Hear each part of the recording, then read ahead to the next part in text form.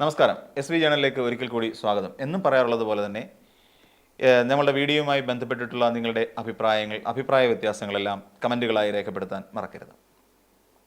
ശബരിമലയിൽ സ്വർണം മോഷണം പോയിരിക്കുന്നു. നമ്മൾ കേരളത്തിലുള്ളവർ ഏകദേശം സെപ്റ്റംബർ മാസം മുതൽ ഇതുവരെ നമ്മൾ ചർച്ച ചെയ്തുകൊണ്ടിരിക്കും. സെപ്റ്റംബർ, ഒക്ടോബർ, നവംബർ, ഡിസംബർ, ഏകദേശം 4 മാസമായി നമ്മൾ ഒരു ഗതിയുമില്ലാതെ നമ്മൾ ചർച്ച ചെയ്തുകൊണ്ടേയിരിക്കുന്ന ഒരു വിഷയമാണ്. ആരാണ് ഇതിൻ്റെ യഥാർത്ഥ പ്രതി? UDF പറയുന്നു ഇവിടെ കടകംപള്ളി സുരേന്ദ്രനാണ് എന്ന് പറയുന്നു. പക്ഷേ പറയുന്നതല്ലാതെ UDFൻ്റെ തെളിവുകളില്ല. അതവിടെ നിൽക്കട്ടെ, നമുക്ക് ചർച്ചയിലേക്ക് കൊണ്ടുവരാം. ഇവിടേക്ക് നമുക്ക് നോക്കൂ. ഇവിടെ ദ്വാരപാലക ശില്പം അതിൻ്റെ ദ്വാരപാലക ശില്പത്തിൻ്റെ പീഠം കാണുന്നില്ല എന്ന് പറഞ്ഞുകൊണ്ട് ആഗോള അയ്യപ്പ സംഗമത്തിന് മുൻപായി ഉണ്ണികൃഷ്ണൻ പോറ്റി, അതുവരെ തെളിഞ്ഞ് നല്ല മുഖത്തോടു കൂടി നിന്ന ഉണ്ണികൃഷ്ണൻ പോറ്റി പറയുന്നു, ദ്വാരപാലക ശില്പത്തിൻ്റെ പീഠം, ഞാൻ പണിയിച്ചു കൊടുത്ത പീഠം കാണുന്നില്ല. ഉടനെ വിജിലൻസ് അന്വേഷണം ആരംഭിക്കുന്നു. അങ്ങനെ വിജിലൻസ് അന്വേഷണം ആരംഭിക്കുന്നതിനിടയിൽ പെട്ടെന്ന് ഒരു സുപ്രഭാതത്തിൽ ഈ ഉണ്ണികൃഷ്ണൻ പോറ്റി എന്ന് പറയുന്ന സ്പോൺസർ, അതുവരെ സ്പോൺസർ എന്നുള്ള നിലയിൽ അറിയപ്പെട്ടുകൊണ്ടിരുന്ന ഉണ്ണികൃഷ്ണൻ പോറ്റിയുടെ സഹോദരിയുടെ വീട്ടിൽ, അതായത് തിരുവനന്തപുരത്തുള്ള വീട്ടിൽ നിന്നും ആ പീഠം കണ്ടെത്തുന്നു. അതോടുകൂടി ഉണ്ണികൃഷ്ണൻ പോറ്റിക്ക് എന്തോ ഒരു പൊളിറ്റിക്കൽ ഗെയിൻ ഇതിലുണ്ട് എന്ന് സാമാന്യ ജനത്തിന് സംശയം തുടങ്ങുന്നു. ഇതോടുകൂടി പിന്നെ കേസ് മാറുന്നു. പിന്നീട് അറിയുന്നു അവിടെ വാതിൽപ്പടി മോഷണം പോയിരിക്കുന്നു. അവിടെ ചെമ്പ് പാളികൾ, അതായത് വിജയമല്യ അവിടെ സ്വർണം പൊതിഞ്ഞു കൊടുത്ത പലതും കാണുന്നില്ല, സ്വർണ്ണപ്പാളി കാണുന്നില്ല, സ്വർണം എവിടേക്കോ കൊണ്ടുവന്ന് കളഞ്ഞിരിക്കുന്നു തുടങ്ങിയ ഒരുപാട് വിവരങ്ങൾ അനുദിനം ഇങ്ങനെ വാർത്തകളിൽ നിറഞ്ഞുകൊണ്ടിരിക്കുന്ന ഒരു സമയം. അപ്പോൾ ഹൈക്കോടതി ഇടപെട്ടു.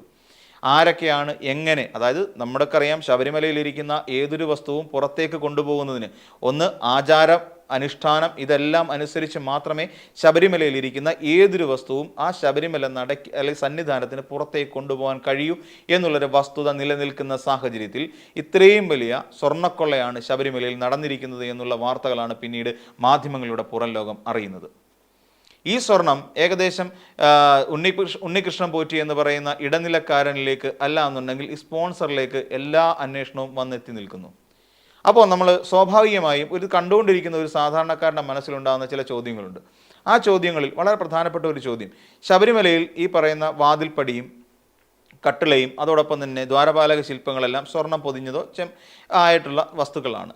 ഇതൊക്കെ ഇനിയും പിന്നെ റിപ്പയറിങ്ങിന് വേണ്ടിയിട്ട് കൊണ്ടുപോകണമെന്നുണ്ടെങ്കിൽ ചില നിർദ്ദേശങ്ങൾ വേണ്ടതല്ലേ? സ്വാഭാവികമായി ഇത് റിപ്പയറിങ്ങിന് അല്ല എന്നുണ്ടെങ്കിൽ ഇതൊരു മോടി പിടിപ്പിക്കുന്നതിനോ പുനർനിർമ്മാണത്തിനോ വേണ്ടിയിട്ട് കേടുപാടുകൾ സംഭവിച്ച ഒന്നാണോ ഈ വാതിൽപ്പടികളും അതായത് കട്ടിളപ്പാളിയും അതോടൊപ്പം തന്നെ നിൽക്കുന്ന ദ്വാരപാലക ശില്പങ്ങളെന്നും സ്വാഭാവികമായി നമുക്ക് സംശയം തോന്നാം. അപ്പോൾ ആരൊക്കെ ആയിരിക്കണം ഇത് വെരിഫൈ ചെയ്യേണ്ടത്? അതാത് ഡിവിഷനിൽപ്പെട്ട ബ്ലാക്ക് സ്മിത്തും ആ തന്ത്രിയായിരിക്കണം അതിന് നിർദ്ദേശം കൊടുക്കേണ്ടത്. തന്ത്രി പറയുന്നതുകൊണ്ട് ഇന്ന കാര്യങ്ങൾ പ്രശ്നത്തിൽ നിൽക്കുന്നു, അത് നമുക്ക് പുറത്തു കൊണ്ടുപോയി അത് വൃത്തിയാക്കി തിരിച്ചു കൊണ്ടുവരണം. സ്വാഭാവികമാണ്, ഏതൊരു വീട്ടിൽ പോലും സംഭവിക്കുന്ന കാര്യം ഇതാണ്. ഏതെങ്കിലും ഒരു വസ്തു കേടായി കഴിഞ്ഞാൽ അതെവിടെയാണോ നന്നാക്കുന്നത് അവിടെ കൊണ്ടുപോയി നന്നാക്കി തിരിച്ചു കൊണ്ടുവരണം. അപ്പോൾ ഇതൊരു പൊതുമുതലായതുകൊണ്ട് തന്നെ, ദേവസ്വം ബോർഡുമായി ബന്ധപ്പെട്ട് നിൽക്കുന്ന ഒരു പൊതുമുതലായതുകൊണ്ട് തന്നെ ദേവസ്വം ബോർഡ് നിയോഗിച്ചിരിക്കുന്ന ചില ഉദ്യോഗസ്ഥർ ഇതുമായി ബന്ധപ്പെട്ട് എഞ്ചിനീയർ അടക്കം ഏകദേശം 10-11ഓളം ആളുകൾ ചേർന്ന് സർട്ടിഫൈ ചെയ്തതിന് ശേഷം മാത്രമേ ഇവിടെ നിന്ന് പുറത്തേക്ക് കൊണ്ടുപോകാൻ പാടുള്ളൂ. അതാണ് നിയമം. അതായത് ശബരിമലയുടെ ഒരു വസ്തു പുറത്തേക്ക് കൊണ്ടുപോകുന്നതിന് മുമ്പ് ഇതുമായി ബന്ധപ്പെട്ട് ഏറ്റവും ഒടുവിൽ സൈൻ ചെയ്യുന്ന ആൾക്ക് വരെ അതിന് ഉത്തരവാദിത്തമുണ്ട് എന്നുള്ള അർത്ഥം. എന്നിട്ട് പിന്നീട് എന്ത് സംഭവിച്ചു? ഈ സ്വർണം പുറത്തേക്ക് സ്വർണം പൂശാനായി കൊണ്ടുപോകുന്നു. അത് കൊണ്ടുപോകുന്നത് ചെന്നൈയിലേക്ക് സ്മാർട്ട് ക്രിയേഷൻസ് എന്ന് പറയുന്ന അവിടെ പങ്കജ് ഭണ്ഡാരിയുടെ ഓഫീസിലേക്ക് അത് കൊണ്ടുപോകുന്നു. അപ്പോൾ ആദ്യം ഈ പങ്കജ് ഭണ്ഡാരി പറഞ്ഞത് ഇവിടെ സ്വർണം എക്സ്ട്രാക്ട് ചെയ്തെടുക്കുന്നതിനുള്ള, സ്വർണം വേർതിരിച്ചെടുക്കുന്നതിനുള്ള ടെക്നോളജി ഞങ്ങളുടെ കയ്യിൽ ഇല്ലാത്തതുകൊണ്ട് ഞങ്ങളത് ചെയ്തില്ല എന്ന് പറയപ്പെടുന്നു. ഈ ഉണ്ണികൃഷ്ണൻ പോറ്റിയുടെ കയ്യിൽ സ്വർണം അധികപ്പറ്റ് വന്നു പോകുന്നു. ഈ അധികപ്പറ്റ് വരുന്ന സ്വർണം, അതായത് ഈ സ്വർണം വേർതിരിച്ചെടുത്തതിന് ശേഷം ഈ സ്വർണം എല്ലാം പൂശിയതിന് ശേഷം ഈ സ്വർണം കുറച്ചധികം വന്നിട്ടുണ്ട്, അത് ഞാൻ എൻ്റെ ഒരു പാവപ്പെട്ട വീട്ടിലെ കുട്ടിയുടെ കല്യാണം നടത്തിക്കോട്ടെ എന്ന് ഒരു വിവരം പത്മകുമാറിനെ വിളിച്ച് ചോദിക്കുന്നു, അല്ലെ ഒരു മെയിലായിട്ട് അയക്കുന്നു. അതിന് പിന്നെ ഒരു മറുപടിയും ആ പത്മകുമാർ കൊടുക്കുന്നു. അപ്പോൾ ഈ സ്വർണം പിന്നീട് എങ്ങോട്ടേക്ക് പോയി എന്നുള്ളതാണ് പിന്നെ നമ്മുടെ അടുത്ത ചോദ്യം. എന്തുകൊണ്ട് ഭണ്ഡാരി അറസ്റ്റ് ചെയ്യപ്പെട്ടു? ഭണ്ഡാരിയുടെ മൊഴികളിൽ വൈരുദ്ധ്യമുണ്ടായിരുന്നേ. അവിടെ സ്വർണം വേർതിരിക്കാനുള്ള ടെക്നോളജി ഇല്ല എന്ന് പറഞ്ഞിട്ടും അവിടെ സ്വർണം വേർതിരിച്ചു എന്നുള്ളതാണ് യാഥാർത്ഥ്യം. ചുരുക്കി പറഞ്ഞാൽ ശബരിമലയിൽ നിന്ന് സ്വർണ്ണപ്പാളി എന്ന് പറഞ്ഞുകൊണ്ട് എടുത്തു കൊണ്ടുവന്നതിനെ ചെമ്പുപാളി എന്ന് രജിസ്റ്ററിൽ രേഖപ്പെടുത്തിയെങ്കിൽ മാത്രമേ തിരിച്ച് സ്വർണം പൊതിഞ്ഞ ചെമ്പുപാളികൾ കൊണ്ടുവെക്കാൻ സാധിക്കൂ. അതുകൊണ്ട് അതിലുണ്ടായിരുന്ന സ്വർണത്തെ വേർതിരിച്ചെടുത്ത് അതിൽ നിന്നും സ്വർണം പൂശാൻ വേണ്ട സ്വർണം മാറ്റിവെക്കുകയും ബാക്കിയുള്ള സ്വർണം ഉണ്ണികൃഷ്ണൻ പോറ്റിയെ സ്മാർട്ട് ക്രിയേഷൻസ് ഏൽപ്പിക്കുകയും ചെയ്തു എന്ന് വേണം നമ്മൾ കരുതാൻ. എന്നിട്ട് ബാക്കിയുള്ളത് സ്വർണം പൂശി നേരെ തിരിച്ച് ശബരിമലയിലേക്ക് കൊണ്ടുവരികയും ചെയ്തു. ബാക്കി വന്ന ഏകദേശം 577 ഗ്രാമോളം സ്വർണം നേരെ അവിടെ നിന്ന് ഉണ്ണികൃഷ്ണൻ പോറ്റി മാറ്റുകയും ചെയ്തു. സംഭവം ഇങ്ങനെ ആയിക്കൂടായില്ലല്ലോ. അപ്പോൾ ഇങ്ങനെ സ്വർണം ഞങ്ങൾ മാറ്റുമെന്നും സ്വർണം മാറ്റാൻ വേണ്ടിയിട്ട് അതിനെ ചെമ്പുപാളിയാക്കി മാറ്റി എഴുതി തരണമെന്നും സ്വാഭാവികമായും ഈ ഉണ്ണികൃഷ്ണൻ പോറ്റി മറ്റുള്ളവരോട് പറഞ്ഞിട്ടുണ്ടാകാം.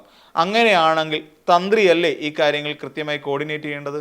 ഇങ്ങനെ സ്വർണം കൊണ്ടുപോകുന്നു, അത് ഇന്ന കാര്യങ്ങൾ കൊണ്ടുപോകുമ്പോൾ നമുക്ക് വേണ്ടത് ഇവിടുത്തെ ആചാര വിധി പ്രകാരം മാത്രമേ കൊണ്ടുപോകാൻ പാടുള്ളൂ. അതുകൊണ്ട് ഇതുമായി ബന്ധപ്പെട്ട് എല്ലാ കാര്യങ്ങളും അറിയാവുന്ന ഒരാൾ തന്ത്രി ആയിരിക്കുമല്ലോ.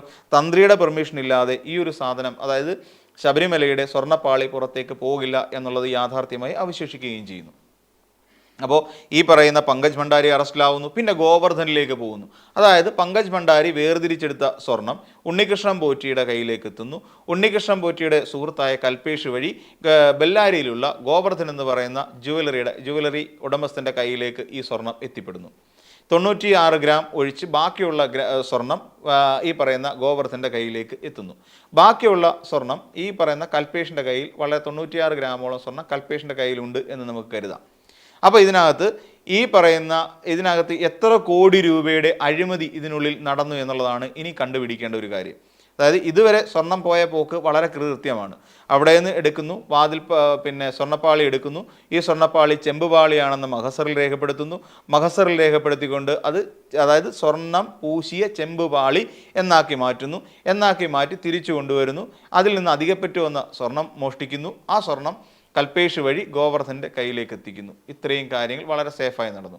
എന്നാൽ ഇതുവരെ നടന്നിട്ടുള്ള അറസ്റ്റുകൾ വളരെ കൃത്യമായ അറസ്റ്റുകളാണ് എന്ന് പറയപ്പെടുന്നു.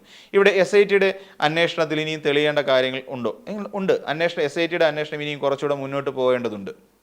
ഇവിടെ ഇനിയും മന്ത്രിക്ക് പങ്കുണ്ടോ? അന്വേഷണത്തിൽ വരേണ്ട കാര്യമാണ്. അതായത് ഈ പറയുന്ന ഇതിനു മുൻപ് ഇരുന്ന കടകംപള്ളി സുരേന്ദ്രന് സ്വർണ്ണമോഷണവുമായി ബന്ധപ്പെട്ട് എന്തെങ്കിലും പങ്കുണ്ടോ? അന്വേഷണത്തിൽ വരേണ്ട കാര്യം തന്നെയാണ്. പക്ഷേ എന്തുകൊണ്ടാണ് അതിലേക്കൊന്നും അന്വേഷണം എത്തിപ്പെടാത്തത് എന്നാണ് UDF ഉയർത്തുന്ന ഒരു കാര്യം. ശരി, UDFൻ്റെ വാദത്തിലേക്ക് വരാം. UDF അങ്ങനെ ഒരു വാദം ഉയർത്തിക്കൊണ്ട് വരുന്നു. പ്രധാനമായും VD സതീശൻ പറയുന്നു, ഈ പറയുന്ന ആളിന്, അതായത് കടകംപള്ളി സുരേന്ദ്രൻ ഈ സ്വർണം മറ്റൊരാൾക്ക് മറിച്ച് വിറ്റു എന്ന് പറയുന്നു. രമേശ് ചെന്നിത്തല പറയുന്നു 500 കോടിക്ക് ഇതെവിടെയോ കച്ചവടത്തിന് വെച്ചിരിക്കുന്നു എന്നും പറയുന്നു. അപ്പോൾ ഈ പിടിച്ചെടുത്തു എന്ന് പറയുന്ന 577 ഗ്രാം സ്വർണം അതേതാണ്? അതായത് ഗോവർദ്ധൻ ആ സ്വർണം വാങ്ങി, ശബരിമലയിൽ നിന്ന് കടത്തിക്കൊണ്ടുപോയ സ്വർണം ഗോവർദ്ധൻ എന്ന് പറയുന്ന ജുവലറിക്കാരൻ വാങ്ങി എന്ന് പറയുന്നു. ഇയാളാണ് ഈ ജുവലറിക്കാരനും ഈ പറയുന്ന നമ്മുടെ തന്ത്രിയുമായി വളരെ അടുത്ത ബന്ധമുണ്ട്. ഈ ഗോവർദ്ധൻ്റെ ജുവലറി, റത്തൻ ജുവലറി അങ്ങനെ എന്തോ ആണ് ആ ജുവലറിയുടെ പേര്. ആ ജുവലറി ഉദ്ഘാടനത്തിനായിട്ട് പോയത് നമ്മുടെ കണ്ഠരര് രാജീവരാണ്.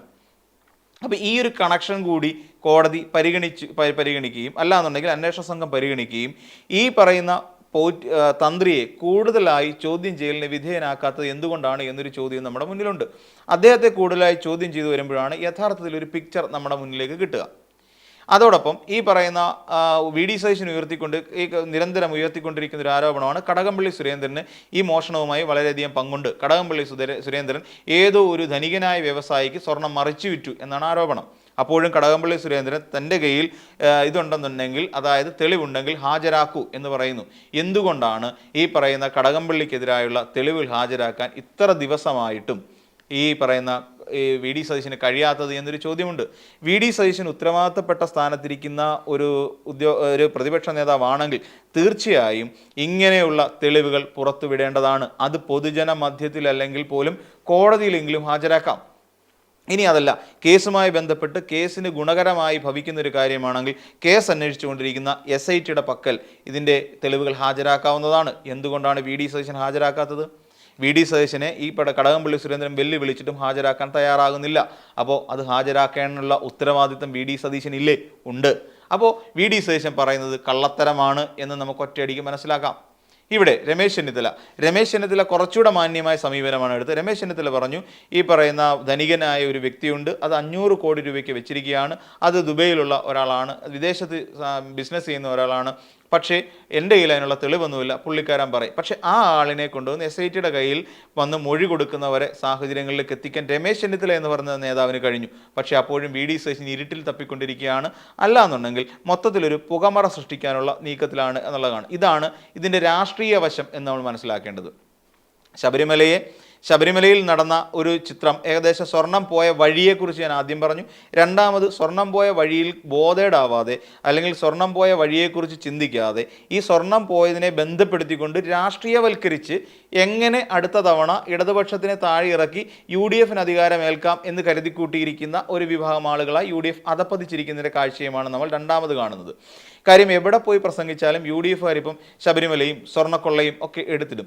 എൻ്റെ ചിന്താഗതി അതൊന്നുമല്ല. ഈ കഴിഞ്ഞ 10 വർഷമായി പ്രതിപക്ഷത്തിരിക്കുന്ന ഒരു രാഷ്ട്രീയ കക്ഷിയെ സംബന്ധിച്ചിടത്തോളം, ഒരു മുന്നണിയെ സംബന്ധിച്ചിടത്തോളം നിലവിലുള്ള സർക്കാരിനെതിരായി ഒരു തെളിവ്, ഒരു കഴഞ്ച് തെളിവെങ്കിലും ഉണ്ടാക്കിയെടുത്തുകൊണ്ട് എന്തുകൊണ്ടാണ് ഒരു അഴിമതി ആരോപണം ഉന്നയിക്കാനും ആ ഉന്നയിച്ച അഴിമതി ആരോപണം കൃത്യമായി അന്വേഷണ സംഘത്തിൻ്റെ മുന്നിൽ എത്തിച്ചുകൊണ്ട് ഒടുവിൽ കുറ്റപത്രം കോടതിയിൽ എത്തിച്ചുകൊണ്ട് ആ ഇരിക്കുന്ന മന്ത്രിമാരെയോ മുഖ്യമന്ത്രിയോ ഒക്കെ നിയമത്തിൻ്റെ മുന്നിൽ കൊണ്ടുവരാൻ കഴിയാതിരുന്നത് എന്തുകൊണ്ടാണ്? അതിന് പകരമായി ഈ പറയുന്ന പ്രതിപക്ഷം ഇത്രയും കാലമായി ചെയ്തുകൊണ്ടിരിക്കുന്ന ഒരു കാര്യം എന്ന് വെച്ച് കഴിഞ്ഞാൽ പുകമറകൾ ഉണ്ടാക്കിക്കൊണ്ട് ജനങ്ങളെ തെറ്റിദ്ധരിപ്പിക്കുന്ന തരത്തിൽ കള്ളത്തരം പ്രചരിപ്പിച്ചുകൊണ്ടുള്ള വെറും ഒരു തരംതാണ പ്രചാരവേല മാത്രമാണ്. അതിലൊന്നാണ് ഈ പറയുന്ന സ്വർണ്ണപ്പാളി കേസുമായി ബന്ധപ്പെട്ടു അതിനെ രാഷ്ട്രീയവൽക്കരിച്ചുകൊണ്ട് നടത്തിക്കൊണ്ടിരിക്കുന്ന ഈ ശ്രമങ്ങളൊന്നും നമുക്ക് പറയാതിരിക്കാൻ കഴിയില്ല. അപ്പോൾ മറ്റൊരു വീഡിയോയുമായി നമുക്ക് വീണ്ടും കാണാം.